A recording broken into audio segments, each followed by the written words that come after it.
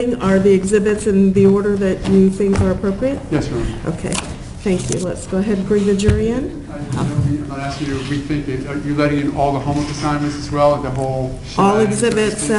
those are exhibits 212, 211, 209, 210, and 201, as agreed to be redacted. What about that? Okay. Let's go ahead and bring the jury in.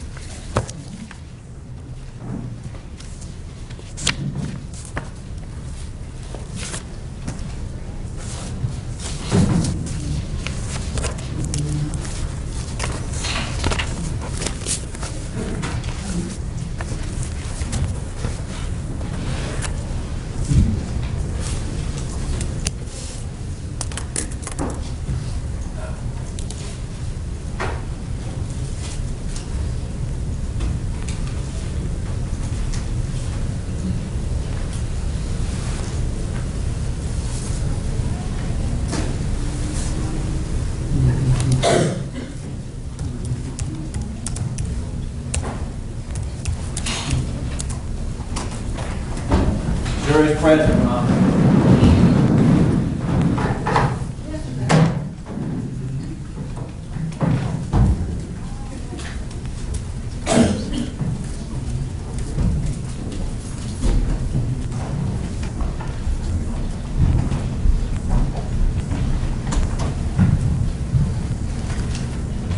Please be seated. Good morning, ladies and gentlemen. I hope you had a good evening. Before we get started this morning, I'm going to ask my questions. If your answer is yes to any of the questions, please raise your hand. During the overnight recess, did any of you have any discussions amongst yourselves or with anybody else about the case? No hands are being raised. Did any of you read or listen to any radio, television, or newspaper reports about the case? No hands are being raised. Did any of you use an electronic device to get on the internet to do independent research about the case, people, places, things, or terminology? No hands are being raised. And finally, did any of you read or create any emails, text messages, Twitters, tweets, blogs, or social networking pages about the case? No hands are being raised. Thank you very much. State, you may call your next witness. Thank you, Your Honor. State we call Sonia Bowles-Melvin.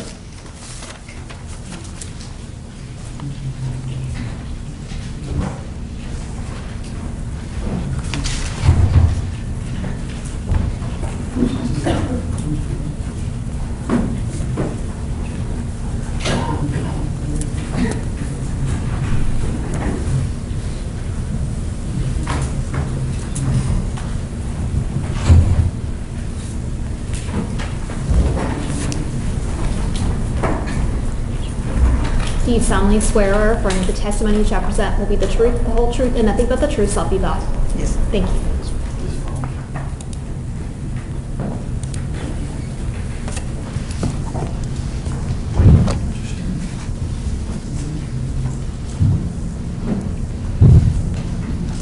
You may proceed. Thank you, Your Honor. Ma'am, please do me a favor. Spell your name for us and tell us who you are, where you work, and what you do. Sure.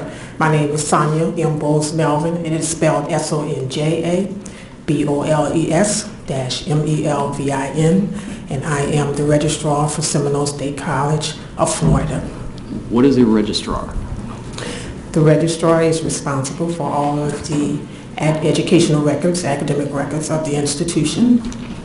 And I assume that your institution keeps academic and institutional records. Correct. I'll show you what has been marked as State's Exhibit 209 for purposes of this proceeding. Do you recognize that document? I do. And is that the type of record that is ordinarily kept in the course of your institution's business?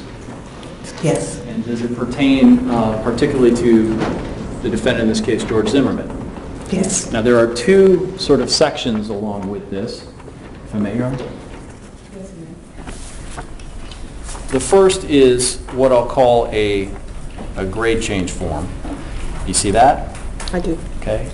And this was actually submitted for a particular course in a particular department. What is that department, ma'am? It is legal studies, Okay. And it is course of which title? criminal litigation. Okay. And the second is a diploma or certificate application, also in the name of the defendant. Can you tell me, is this something that, when would a person fill out a form like this? When they are ready to be awarded a degree from Seminole State College. So they fill this out to ask to apply for a degree? Correct. Right. And tell me when, A, when this form was filled out, and B, if you can tell when the degree was actually supposedly going to be conferred or was being requested for.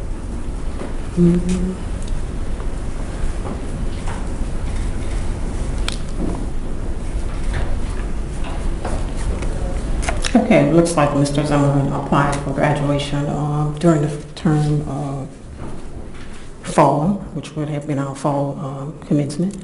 And he applied on October 17, 2011. Okay, so that was when he submitted the application. Does it tell us when he was requesting or thought he would have the degree? Yes, he thought he would graduate by spring 2012. Okay.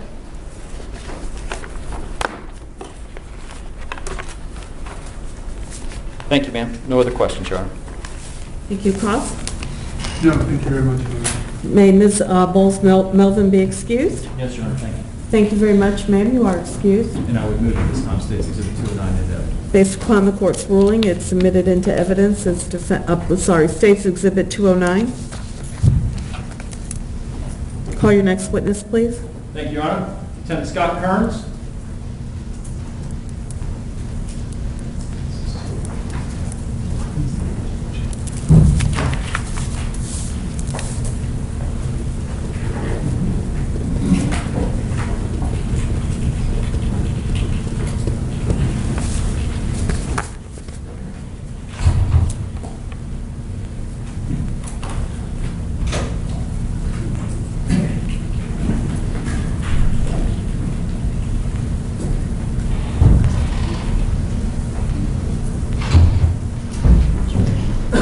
Do you solemnly swear or affirm that the testimony you shall present will be the truth, the whole truth, and nothing but the truth, so help you God? I do. Thank you.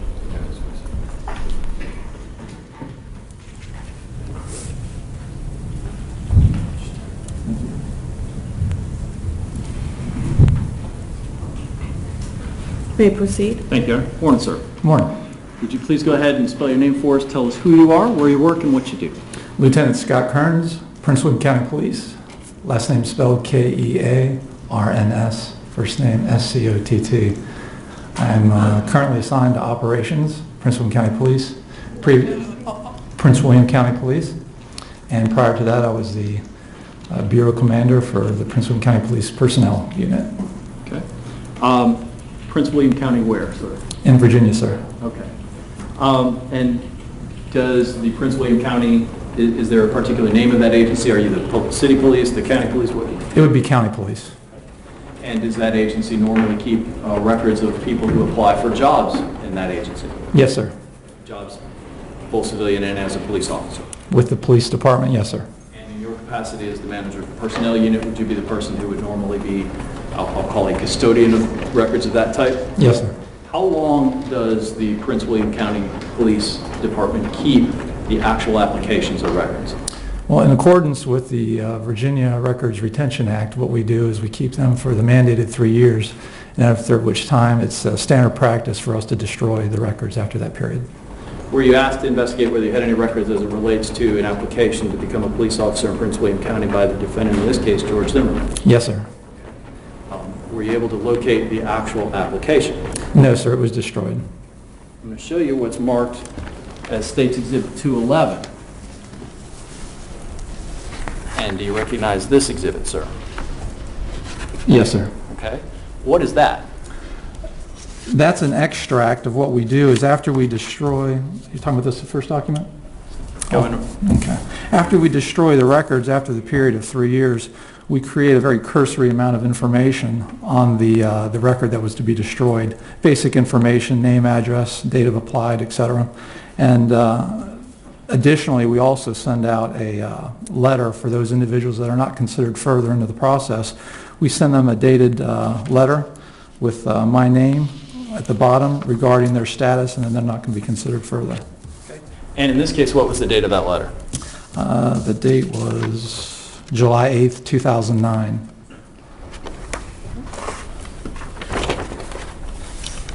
Now, Lieutenant, I'd imagine you get a lot of people who apply. Yes, sir.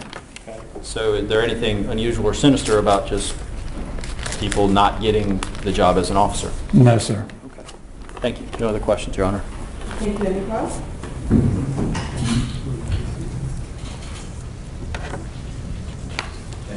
And I would move at this time State's Exhibit 211 into evidence. Will be admitted. State's Exhibit 211.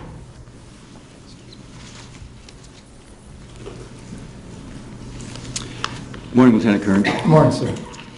Your position in the police department is because you're a sworn police officer and have full privileges as such? That's correct, sir.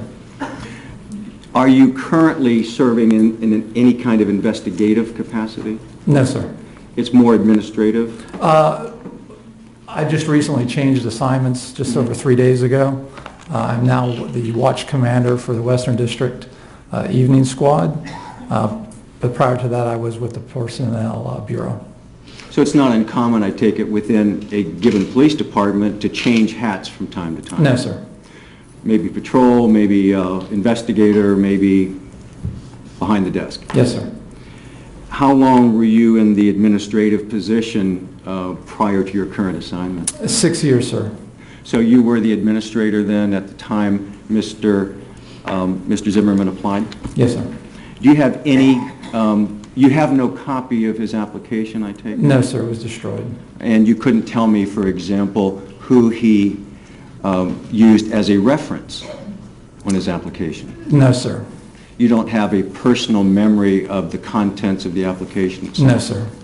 Because, as Mr. Vanta said, you get a lot of them. Yes, sir. A lot of people want to be police officers, Yes, sir. as did you, obviously. I did. So, if I understand the process then, there is an application, obviously, and then under your records retention policy, after a period of time, the actual record is destroyed and there is a brief extract or excerpt from the application, or from the process, rather. That's correct. In this exhibit, which is marked as 211, you are certifying here that you are the records custodian. Yes, sir. And that what's attached to it is a business record. Yes, sir. I notice, for example, that it's not on letterhead and it's not signed, and it doesn't have any more information on the document other than the actual written contents of it. That's correct, sir. This isn't a copy then of the actual letter that was sent in the mail. It's not the actual copy that was destroyed. That's the document that was used to create the original, in terms of later my signature was placed on it along with the letterhead. This would have then basically been the word processing document that was printed? Yes, sir. And you don't have a specific memory of reviewing or signing this? No, sir. This is just one among other documents that are kept in the system? Yes, sir.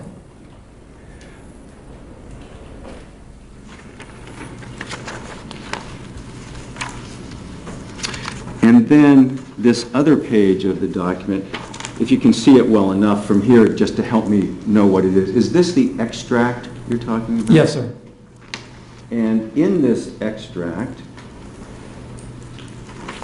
it includes, of course, Mr. Zimmerman's name and social security number and his address at the time. That would be the address at the time he filed the application? Yes, sir.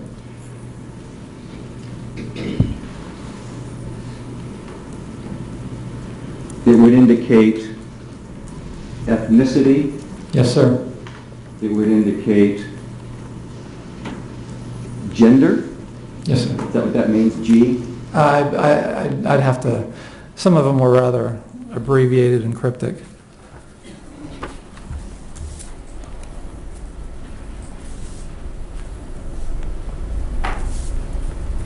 Yes, sir. That's correct. G would be gender, and then Mr., or would be Mr., Yes. a guy. Yes, sir.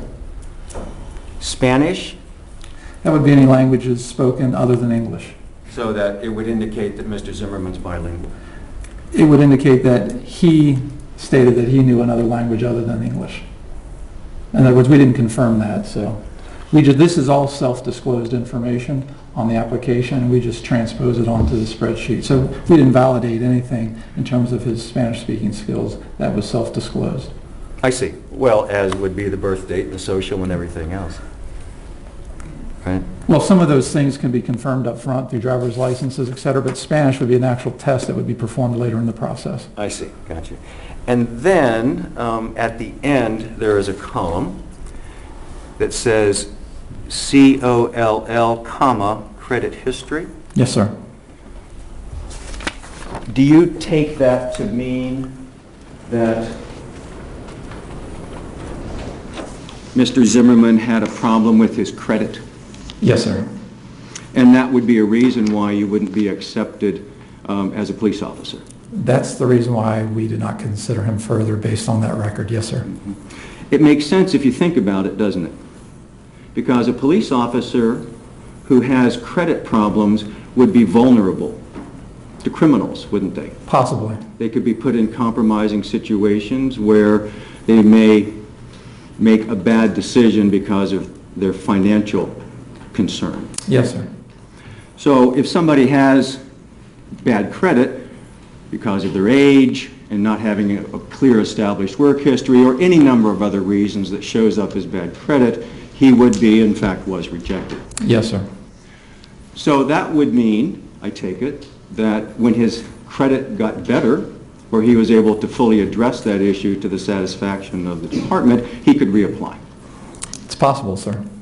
In fact, you know of people that have applied once, been rejected, maybe applied again, even with other agencies, and ultimately gotten on. Yes, sir.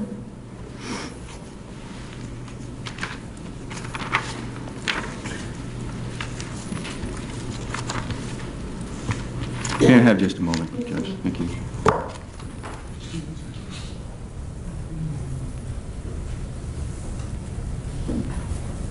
Thank you very much. Yes, sir. Thank you. Any redirect? No, thank you, Your Honor. Ask you to be excused. May Lieutenant Kearns be excused? You said yes? Yes. Yes, thank you very much. You are excused. Please call your next witness. Captain Alexis Carter, Your Honor.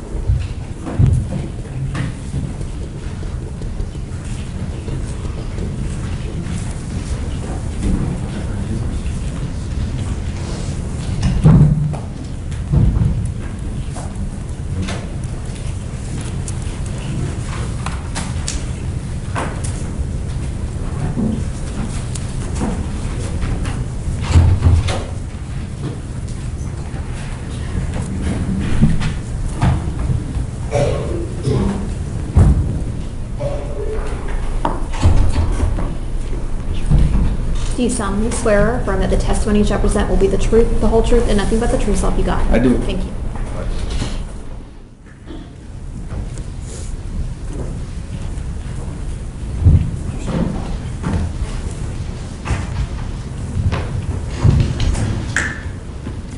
You may proceed.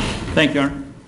Captain Carter, if you would, please introduce yourself to the jury. Tell them who you are, name, rank, serial number, where you are. Roger that. Captain Alexis Francisco Carter, United States Army, assigned to 3rd Infantry Division, Fort Stewart, Georgia, United States Officer, JAG Corps. Tell me what JAG Corps means. Stands for Judge Advocate General. I'm basically a military prosecutor in the Army. So you're yet another lawyer. Yes, yes. Captain Carter, do you also teach courses? I did at one point, but not currently. Okay. Would that have included back in spring of 2010? Yes, I taught a course, yes. Where'd you teach that course? Seminole State College. And what was the name of that course? Criminal litigation.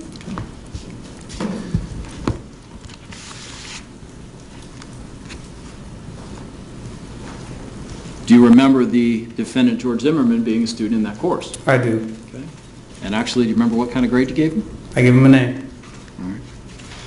Tell me a little bit about what type of course that was. Well, when I got the book, or when I, got wind of the course, criminal litigation, I automatically assumed that I'll be teaching it from a more practical standpoint, trial advocacy, things of that nature. But the way the course book was set up, it wasn't really like that. In the time frame in which I had to teach the course, I couldn't really teach it from a trial advocacy standpoint. So it was mostly like a crim law, crim procedure course. We talked about the law, elements of the law. We talked about criminal procedure, the constitutional rights, Fourth and Fifth Amendment, things of that nature. Okay. Did you almost do any kind of what I'll call mock trial sort of thing? Not really. Not in that course. We didn't have the time for it. Again, it just kind of focused on the elements of the crime, and we would go through hypotheticals where we would ask the students certain questions regarding certain cases and things of that nature. You mentioned your course book. Sure. I'm showing you just what's, is that your course book titled Criminal Law and Procedure? Yes. Okay. And I'm showing you what's in evidence now or been marked as State's Exhibit 210. Is this a sort of subsection, very small section of this very big book? Yes. Okay. And that's a chapter specifically pertaining to what? Self-defense. Okay. And the second part of State's Exhibit 210 is what? It's a email homework assignment from George. It was the first homework assignment that I gave to all the students. Okay. And is that the rest of it actually additional homework assignments?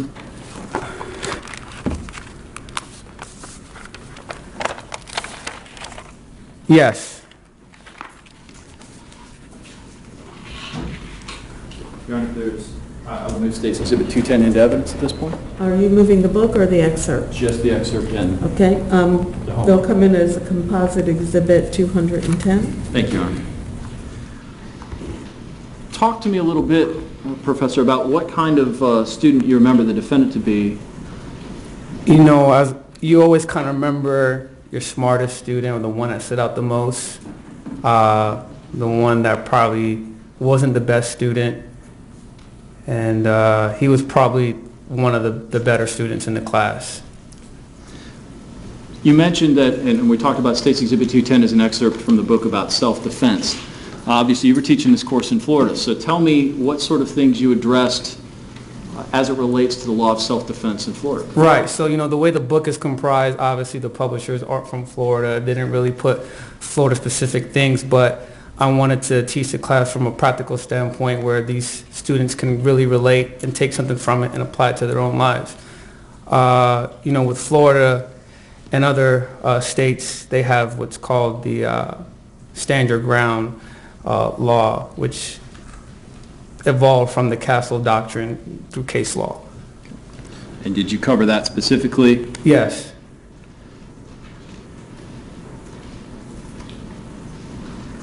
Did you discuss specifically self-defense and stand your ground laws in the connection of violent crimes such as murder?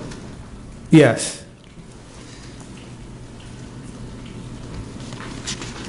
And did you address the particularities of... Strike that question. Bad question. Professor Carter, what can you tell us about how long you spent as part of that course covering ideas like self-defense and standing? Right. Self-defense is a affirmative defense. It's a big self-defense. It's not one of those things that you're going to just whisk through in a day, or after you teach it, you're going to neglect from bringing it back into the classroom. So it was something that I constantly iterated. I was the type of professor that before I gave any tests, I gave a review for the test. And it was something that I think the students really wanted to know about. It was so practical that they were very much engaged in class discussion regarding the issue. So I remember, talking about it, quite a few times, not just on one particular occasion. Thank you, President. Judge, that's all the questions I have. Okay, thank you, Cross.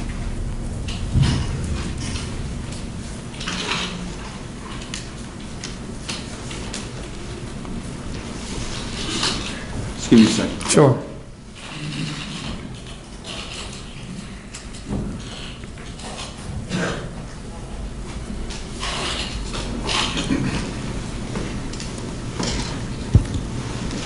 Good morning, Mr. Carter. Good morning. My name is Don West. I'm one of the attorneys for Mr. Zimmerman. You see George over here? How you doing, George? And Mr. O'Mara's co-counsel on the case. How you doing?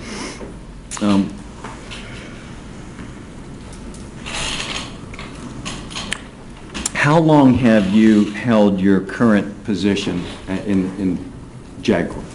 October would be 3 years. And you taught at Seminole State College, was it beginning the semester of January 2010? Yeah, so it would have been from January 2010 timeframe to probably, I don't know, May. Was it just the one term? Yes, I only taught one class, and that was it. Mhm. And what did you do after that? Right around that time, well, I was also working as a PD. I was at the Public Defender's Office during that time, full-time as Orange County Ninth Circuit. So I went back to work, and I left for the JAG Corps for training October 2010. So I went back to work full-time to the PD's office, and then went off to the JAG Corps. Were you working for the Public Defender's Office in January of 2010 while you were also doing the adjunct professor? Yes. I got you, okay. Do you remember when you started with the PD's office? So that would probably be November 2009.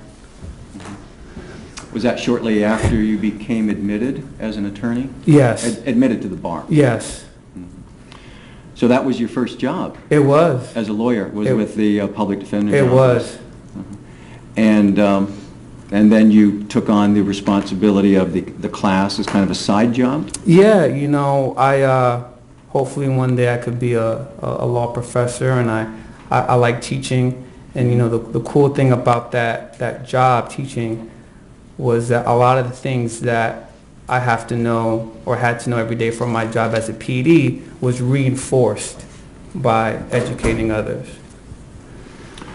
So when you made the comment that your approach to the class was really from a practical standpoint, you were talking about how this stuff works in real life? To the extent that you can,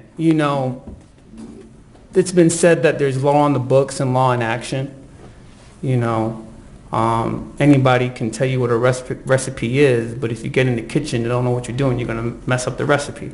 So understanding the law and how it's applied, especially when you're dealing with crimes, is so different than anything else. Any fact or change in fact can change the outcome, so that's what I meant. So even though there might be thousands of individual facts, it could be just one or two that may have significance? Well, no, all facts have significance. You generally look at things from the totality of the circumstances, but there's certain things that, through case law have been seen to give more weight. Sure. The totality of the circumstances is you look at the sum total of the evidence, I take it, and then also apply common sense. Right. A reasonable person standard is what that's generally referred to. In fact, interestingly, it's the reasonable person standard or the reasonable belief standard which squarely is part of self-defense. Yes, you can say. And we'll talk about that more in a minute, but the work that you're doing now, Yes. are you prosecuting or defending? Prosecuting. Just prosecuting? Just prosecuting. Do you have the opportunity to defend? No, I do not right now in this position that I am, but the way the JAG Corps is set up, they put you in a certain position, and throughout your career, you move on to different things. Before being a military prosecutor, I dealt with administrative law, federal regulations, interpreting of regulations, giving legal reviews, things of that nature. So as you progress, they move you on in almost like a little circuit. So that would include defending at some point, perhaps? Possibly, if I chose it. The Army sometimes cares about what you want, and then sometimes it's just the needs of the Army. So wherever you're best suited, your skill set, and wherever they need you is where they're going to put you. Mm-hmm. Is this your career? I'd rather not comment on that right now. Fair enough. Let's go back, though, a little bit to the class that you taught. Yes. You commented that the course book that you used, well, first of all, you didn't write the book. No, I did not. It was a book that was suggested or? Suggested. I think the previous professor used that book, and when I spoke with the director of the legal department, they said, hey, this is the book that we normally use. Take a look at it. Seemed pretty straightforward, standard book that you would see in a criminal course. But it was not Florida law. No, not specifically. I think they probably maybe reference majority, minority of states, but I don't think they ever probably talked about Florida specifically in that book. Oh, I was just looking for the other exhibits for a second. So I have them. Let me take a look. Sure. So the textbook that you used, thank you, Sure. was not specifically focused on Florida law as much as it was sort of a general discussion of a great many topics within this broad subject of criminal litigation and procedure. Yeah, but then, I try to supplement that with other materials and things of that nature, discussion to focus them on Florida distinctions, because I felt it was important, even with respect to other criminal procedures and things of that nature. I felt giving the students some sort of focused concentration on Florida law was important, so I did that. So for example, in part of Exhibit 210, it's an excerpt from the book that says self-defense, and I'll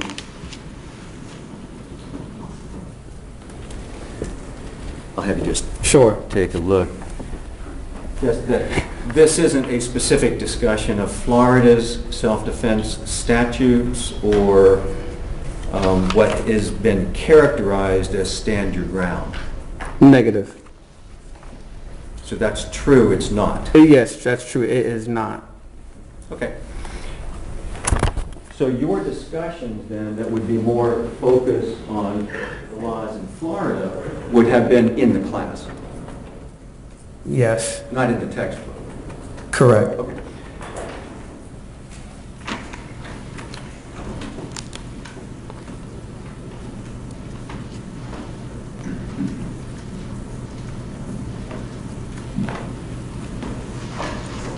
As a member of the Florida Bar, then you took the bar exam and had to learn Florida law in addition to the more broad general principles. Yes. So you had an understanding of Florida law as it relates to self-defense, specifically because of the Florida statutes.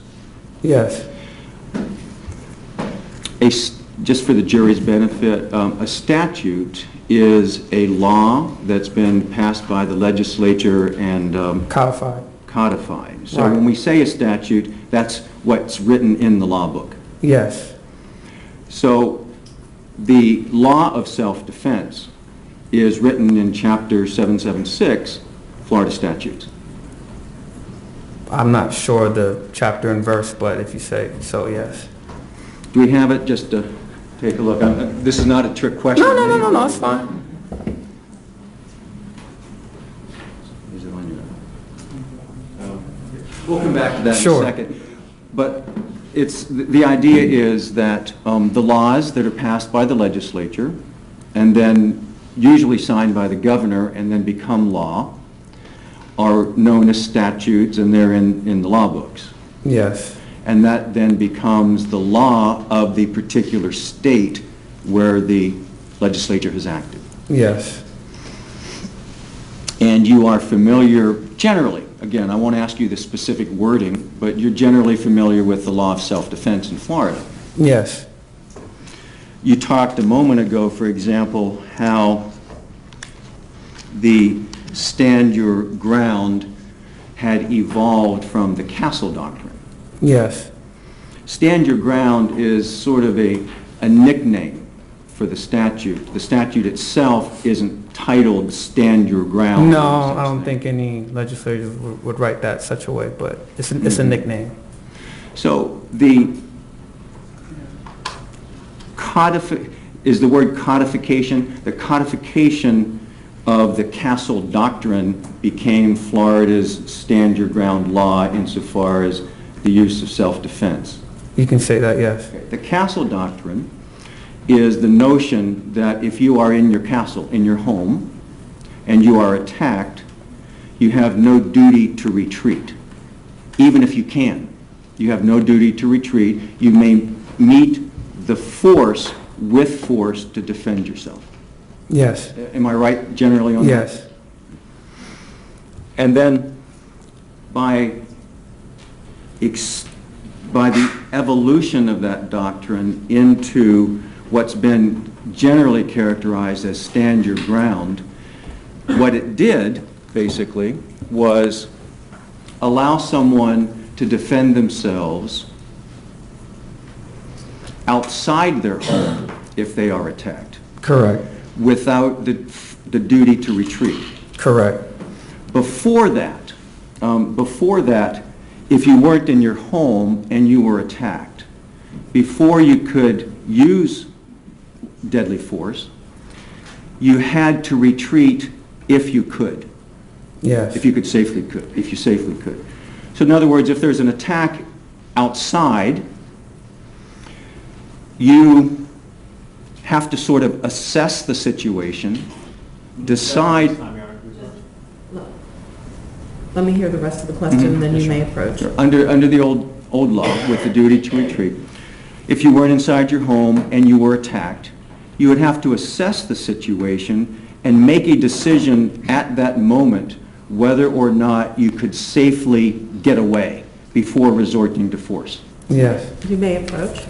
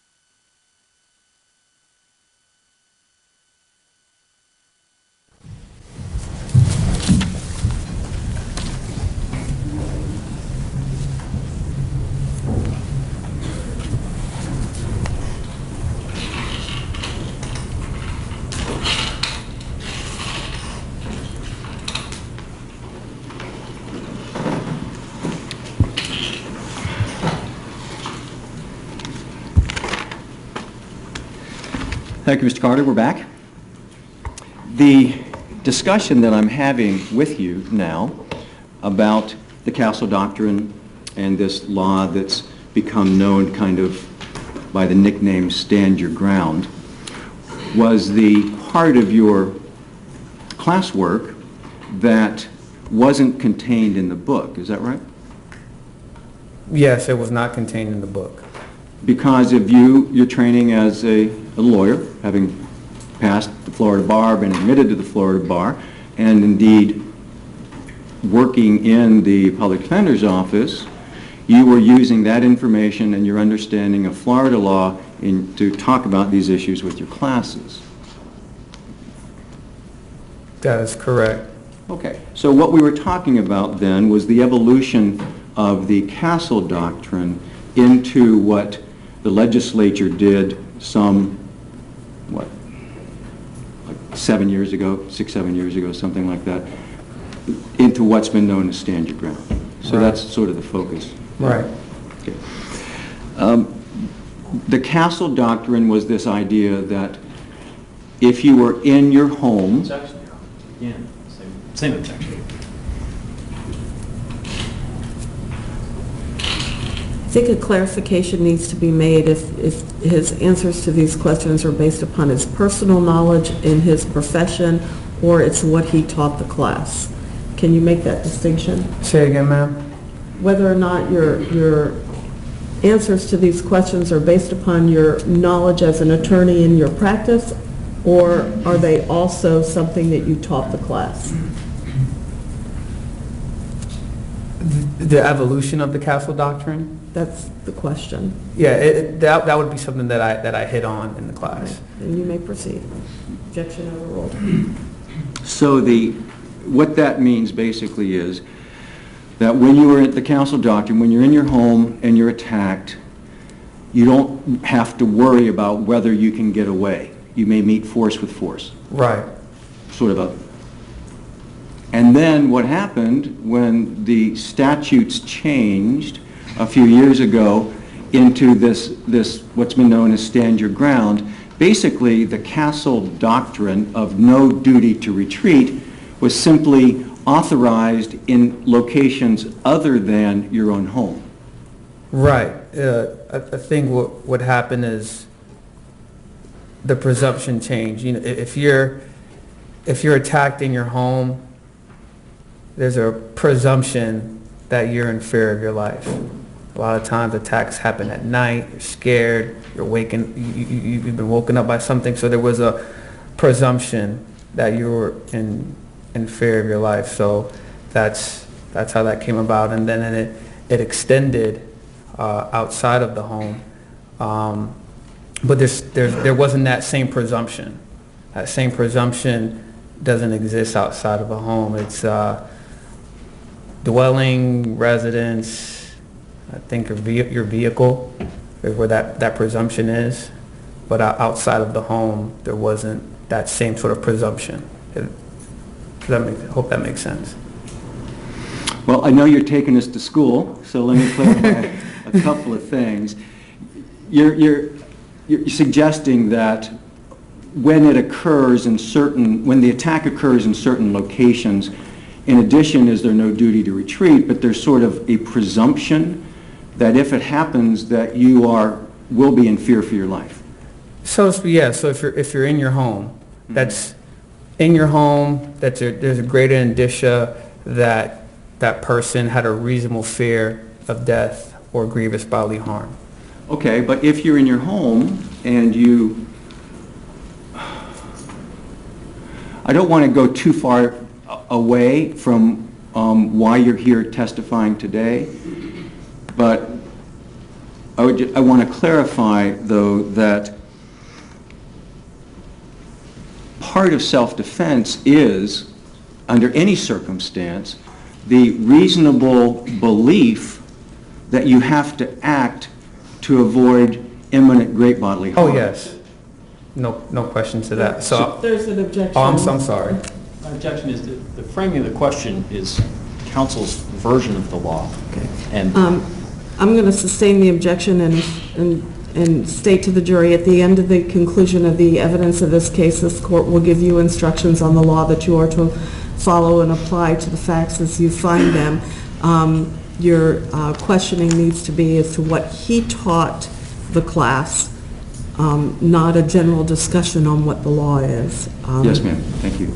So when you taught the class, what is the core concept of self-defense when you can use deadly force?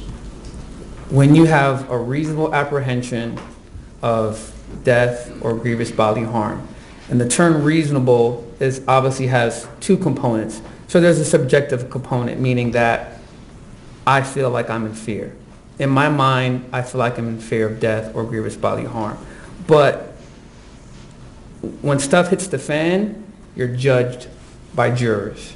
And your actions have to meet a reasonable standard objectively. So whether or not a reasonable person in your position would have felt the way you felt. All right, so what you would explain then to anybody that was there that day would be that on the issue of the reasonable fear, it's both subjective and objective. The subjective part is crawling inside the person's head to see what they were thinking and would it be reasonable to them that they would fear for their life. Right, and that's why the totality of the circumstances are important. For example, if you approach me right now in broad daylight, whatever the case is, I probably wouldn't have that much fear. But, you know, the lights are out, I don't know what's happening, I feel someone grab me. Those are circumstances you need to consider and whether or not someone had a reasonable apprehension of fear.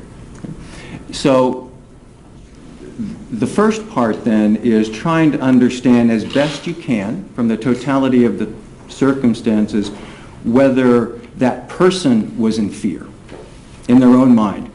Did they think that serious bodily harm was about to happen? Right. And then you're saying then there's a bit of a shift. And then in order to see if that's reasonable, then the trier of fact, if you will, the jury then looks at this idea. Does it make sense that somebody in that person's situation, with all of the circumstances, would fear that they were facing imminent great bodily harm? That is correct.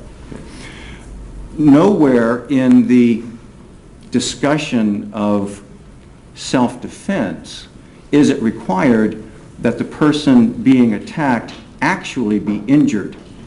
It's really the issue of what they think is going to happen, not what's actually happened. Is that right? I'm going to object again.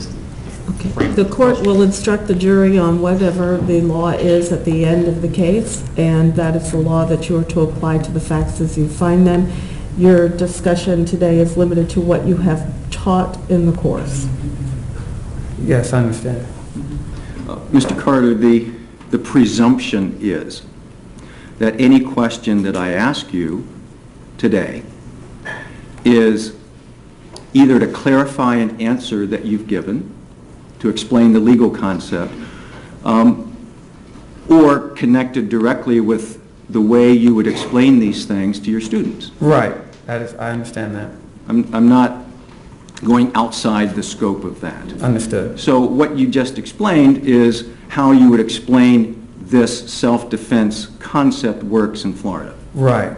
And it's fluid. You know, the law as it applies isn't static.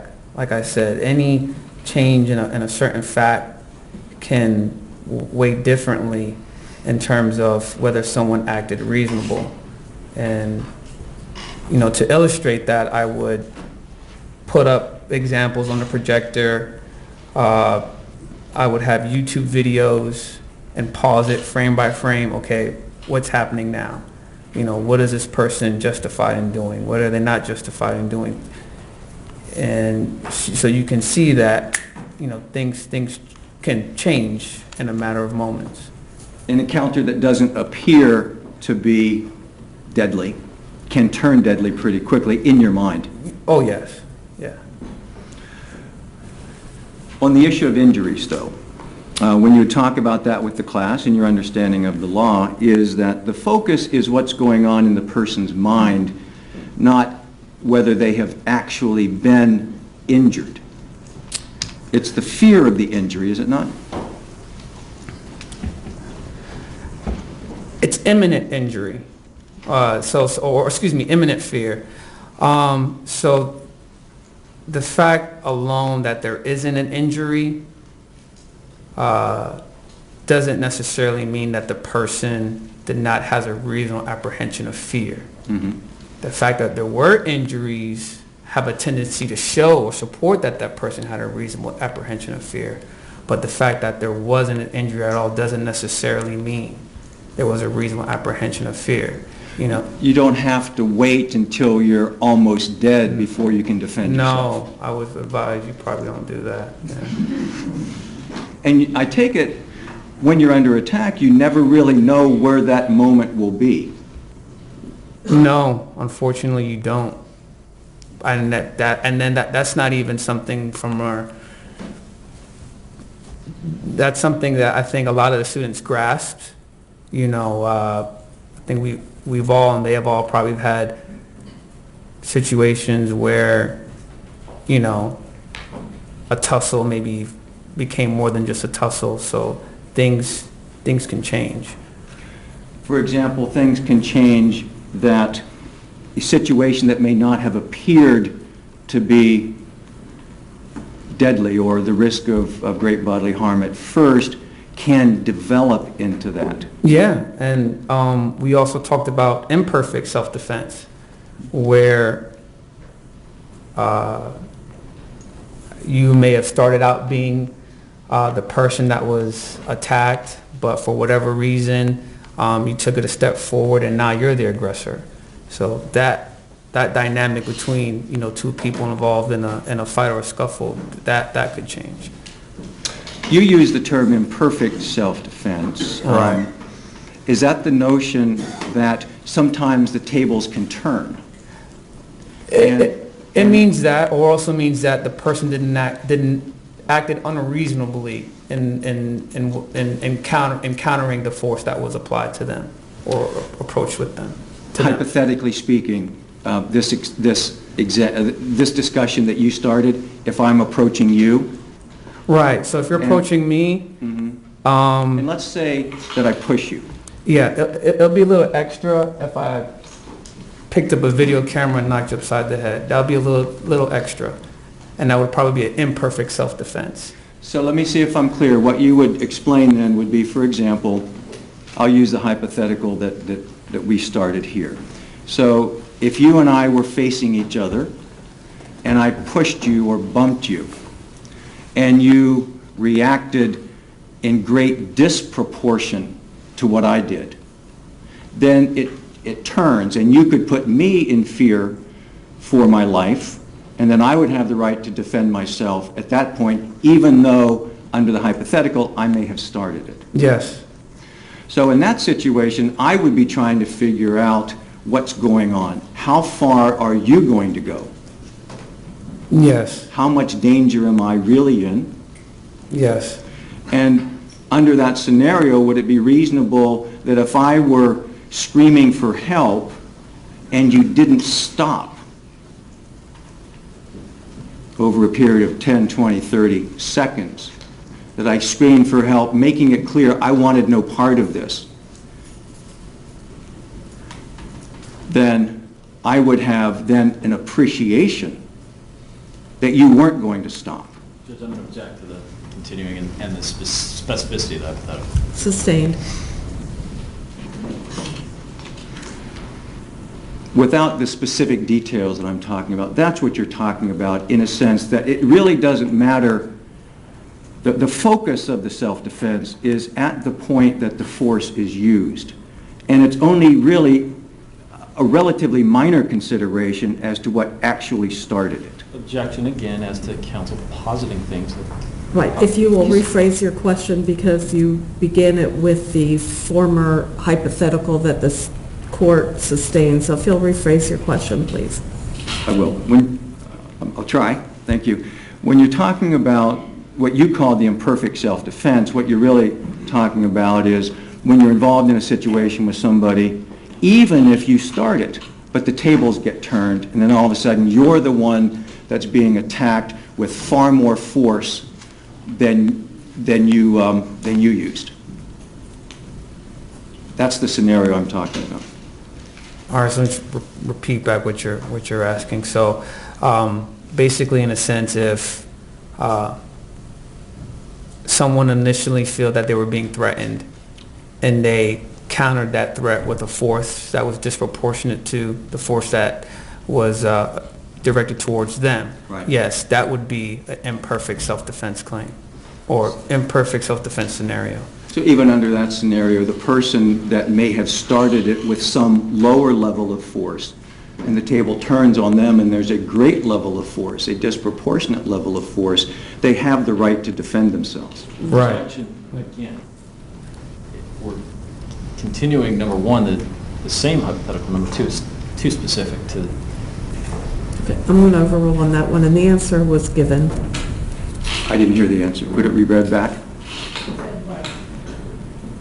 You agreed? Yes.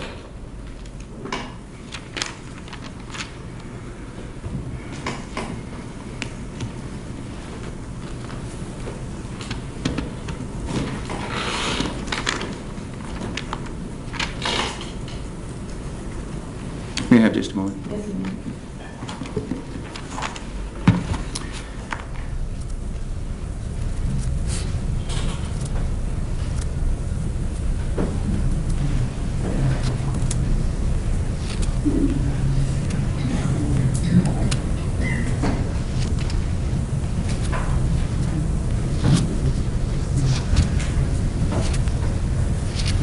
Thank you, Your Honor. Captain Carter, thank you. You're welcome. Any redirect? Captain Carter, did you discuss in the context of all this, is when you're talking about the self-defense law, the idea of claiming it when you, yes, Your Honor, the idea of claiming it when you have provoked the action. That enter into the discussion? Objection, Your Honor. Maybe be heard at the bench. Yes.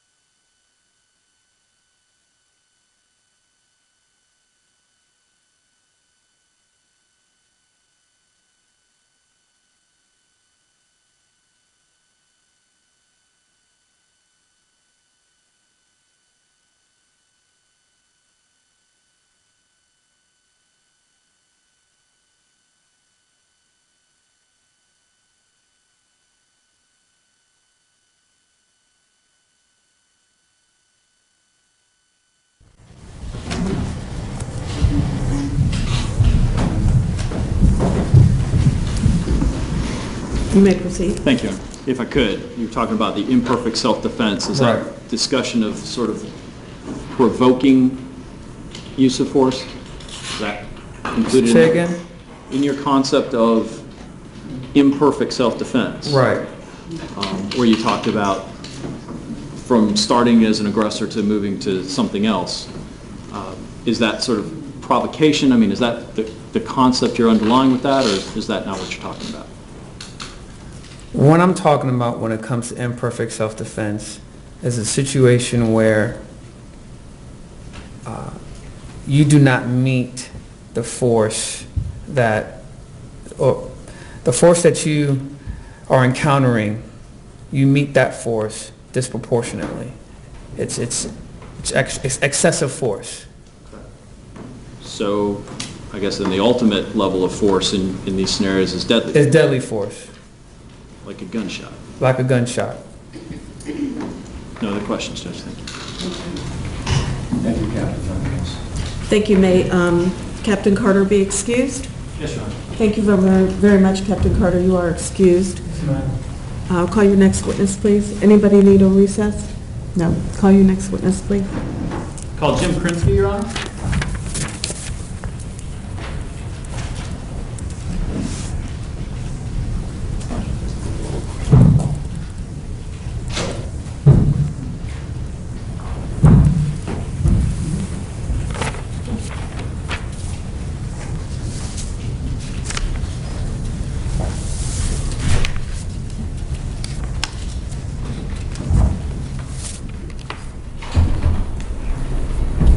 Raise your right hand. Do you solemnly swear or affirm that the testimony you shall present will be the truth, the whole truth, and nothing but the truth, so help you God? Yes, I did. Thank you.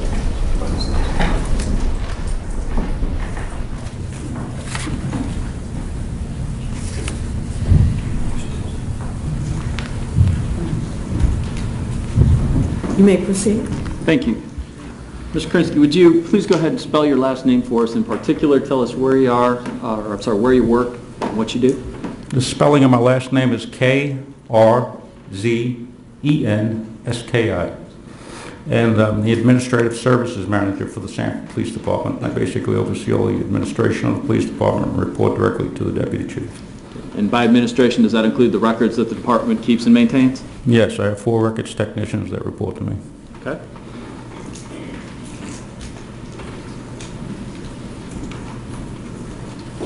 Sir, I'm showing you what State's Exhibit 212. Is this one of the types of records that you just referenced kept by the Sanford Police Department? Yes, sir. Okay. And you've seen records like that before? Yes, sir. And what is it? This is the Sanford Police Department writer release form. When does a person fill out a form like that? When they request to ride along with the police officer. Okay. And was this filled out by a particular individual? Yes, sir. There is a particular individual here. And who was it? George M. Zimmerman. And when was it filled out? It was filled out, according to this, on 3/15/2010. Okay. And does the person indicate whether or not they have a reason for wanting to go on these ride-alongs? Yes, sir. And what is that reason? It states here, solidify my chances of a law enforcement career, I believe, a career in law enforcement. Thank you. Your Honor, I'd move State's Exhibit 212 then. No other questions. Okay, it'll come into evidence in State's Exhibit 212. Cross, please. Very briefly, Your Honor, thank you. Morning, sir, how are you? Good morning, sir. You, of course, reviewed all of your available records to come up with the one time that Mr. Zimmerman sought a ride-along with a police officer, correct? Yes, sir. We searched for this record. We have literally hundreds of these, yes, sir. Sure, and there was only the one where Mr. Zimmerman did that back in 2010? Yes, sir, to my knowledge. Never requested it again? To my knowledge, no. Were you aware at all in your records that Mrs. Zimmerman had responded after that ride-along, talking about the officer that he had rode along with? Not directly, sir, no. Not in any of the records that you keep that when you're looking for that record? No, sir. Okay. I didn't find anything related to this ride-along other than this form right here. Okay. Then I have no further questions. Thank you, Your Honor. Thank you. May Officer Kozinski be excused? Yes, Your Honor, please. Okay, thank you. You may be excused, sir. Call your next witness. Could we approach, Your Honor? Yes.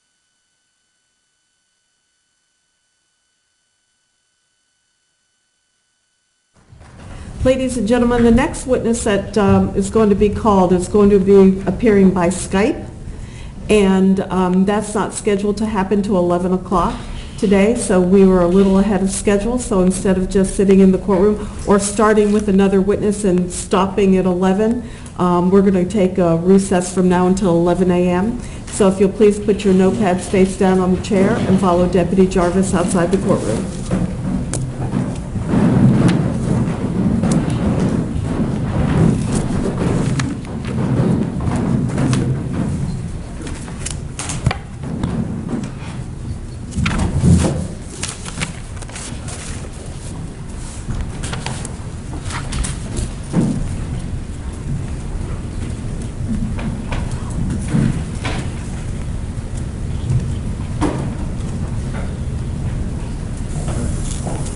Please be seated. Court will be in recess until 11 a.m.